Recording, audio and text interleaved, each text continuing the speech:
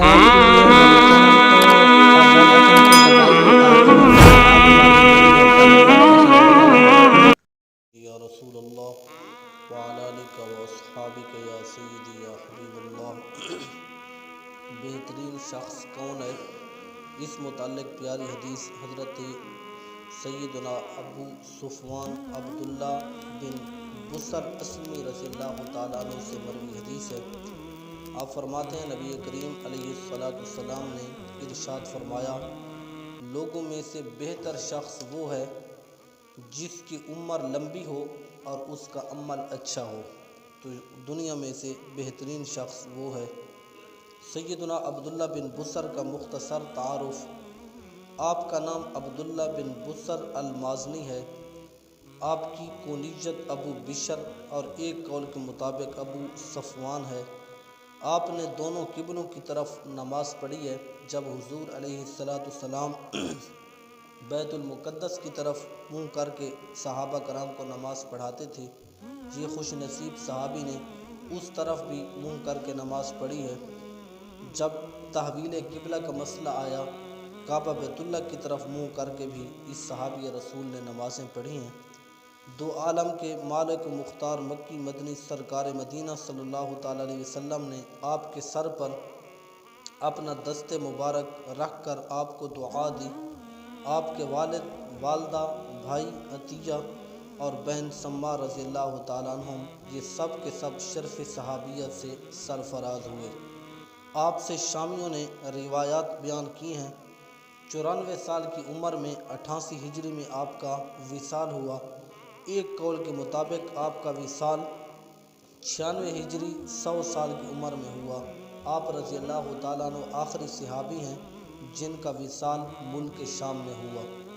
لوگوں میں سب سے بہترین شخص، عمر کا طویل ہونا بندے کے اختیار میں نہیں ہے۔ ہر بندہ چاہتا ہے میری عمر لمبی ہو، لیکن جتنی اللہ نے مقدر فرما دی ہے تو اتنی ہی ہر انسان کی عمر ہے۔ تو عمر کا لمبا ہونا بندے کے بس کی بات نہیں ہے، لیکن جو نیک اعمال کرنے ہیں یہ بندے کے اختیار میں ہے۔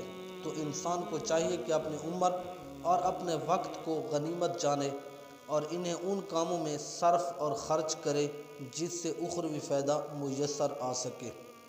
امام شرف الدین حسین بن محمد طیبی رحمۃ اللہ علیہ مذکورہ حدیث پاک کے تحت فرماتے ہیں، لوگوں میں بہترین شخص وہ ہے جس کی عمر لمبی ہو اور عمل اچھا ہو، کیونکہ انسان کی مثال اس دنیا میں نیک اعمال کے ساتھ اس تاجر جیسی ہے جو سامان تجارت کے ساتھ اپنے گھر سے نکلے تاکہ تجارت کر کے منافع کمائے اور اپنے وطن سلامتی کے ساتھ اور خوب نفع کما کر لوٹے تو وہ بھلائی کو پا لیتا ہے۔ جب تاجر کو نفع بھی آئے، دوسرے ملک میں گیا اور اپنے ملک میں واپس سلامتی کے ساتھ لوٹ آئے اور بہت سارا مال اور نفع کما کے لے آئے تو ہم کہتے ہیں کہ یہ تاجر اپنے مقصد میں کامیاب ہو گیا۔ اسی طرح انسان کو عمر اللہ تبارک و تعالیٰ نے دی ہے، یہ اس کی زندگی کا سرمایہ ہے۔ اس کی سانسیں، تمام اعضاء جوارح کا کام کرنا اس کا نقد ہے اور نیک اعمال اس کا منافع ہیں۔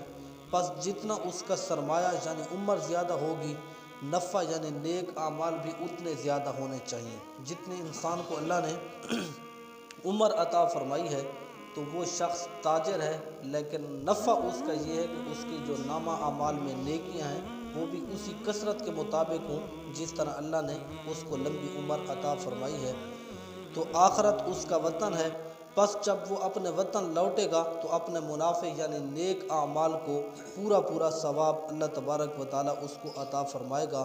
اللہ عز و جل اپنے پاک کلام قرآن مجید فرقان حمید میں ارشاد فرماتا ہے، ان الذین یتلون کتاب اللہ واقاموا الصلاۃ وانفقوا مما رزقناہم سرا وعلانیہ یرجون تجارۃ لن تبور۔ بے شک وہ لوگ جو اللہ کی کتاب پڑھتے ہیں، نماز قائم کرتے ہیں، ہمارے دیے ہوئے مال میں سے میری راہ میں خرچ بھی کرتے ہیں، پوشیدہ اور ظاہر ایسی تجارت کے امیدوار ہیں جس میں ہرگز نقصان اور گھاٹا نہیں ہوگا۔